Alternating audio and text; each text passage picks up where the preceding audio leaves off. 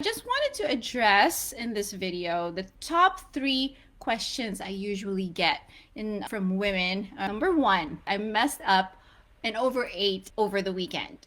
Did I screw up my entire progress?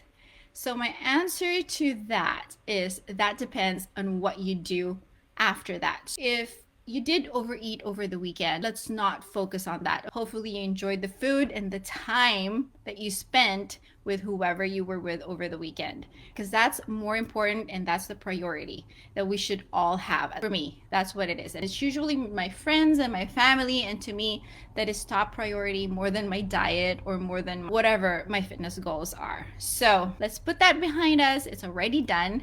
And what you need to focus on after that is it depends on what you do after. Ask yourself, will you get back on track? Will you continue to be consistent moving forward? Will you honor that you made this mistake, accept it, and move on? Or on the other hand, are you going to beat yourself up, or are you going to give up? The answer to did you screw up your entire progress depends on how you're going to approach it. So singular events like that, like a couple of days here and there, or even weekends of over or under eating or poor eating that you've done, it's nothing but a tiny blip. It's just a tiny thing when you compare to the grand scheme of things. If you look at this as an overall lifestyle change, as long as you get back on track the next day, you're gonna be fine. It's not gonna screw up your progress. So you have to commit to that mental toughness. So fitness and weight loss is not just a physical thing. It's not just habits you need to create.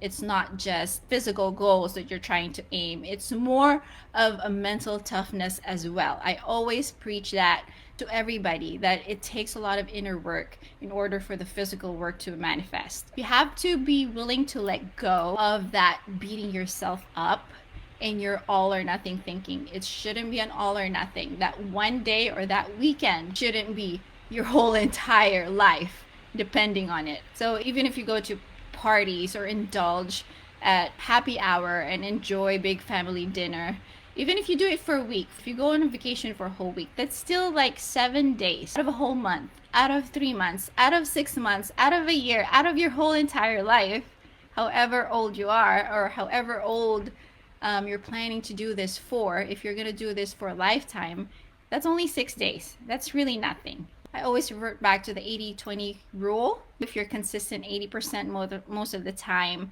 and 20% you give yourself some room for other things, for fun stuff, then you're going to still see incredible progress. So that's my take on the first number 1 question.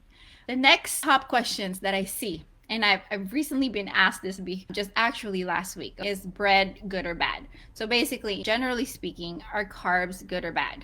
And my answer to that straightforward answer is carbs are not good or bad.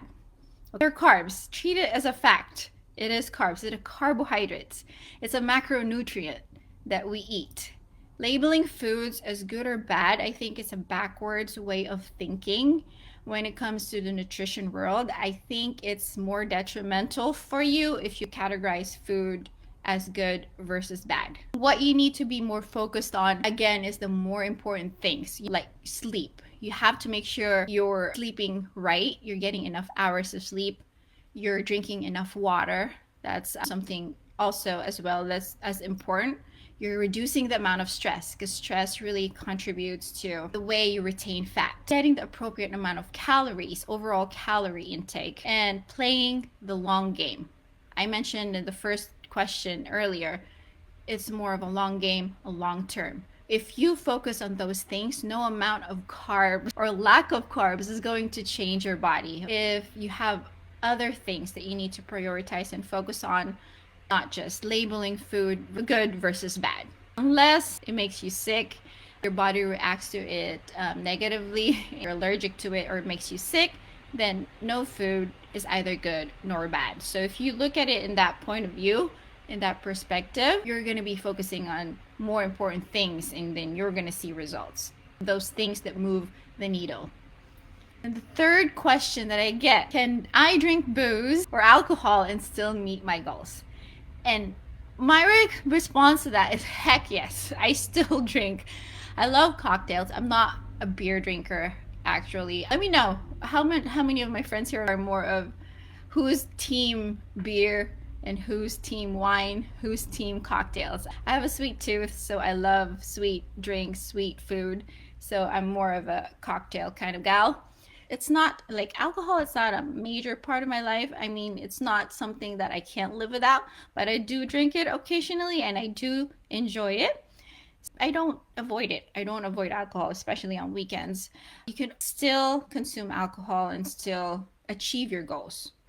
You can always track it. I'm a proponent of tracking food. If you really have a very specific goal and you really want to hone in on it, tracking is a great tool for you to use. And you can always track alcohol. If you track, you can always incorporate things like alcohol or sweets or chocolates or candies and stuff. So obviously, if you're drinking alcohol all day, you're probably going to slow down the progress and also have other negative effects in your health. But if you have alcohol, like what I said again earlier, 80/20, if you have it occasionally, then you're going to be fine. So to track alcohol is a whole nother subject and a whole nother training of its own. But basically, the gist of it is you choose whether you want to track it as fat or carbohydrate. So based on your other macros for the day and what you need to hit based on what your nutrition goals are or your macronutrient targets or calorie target, you can always fit it accordingly. And those are the top 3 questions that I get. Let me know if you had any questions. Drop them below. And before I go, I just want to say I made this announcement in my group and I'm also opening it up to all my friends here. I do have 5 coaching spots that I'm offering this month for someone who's feeling stuck in their fitness or weight loss journey. If you want to look through your routine or your current program, or if you're feeling stuck and see what it is that you could possibly be doing wrong, and probably you're not doing right.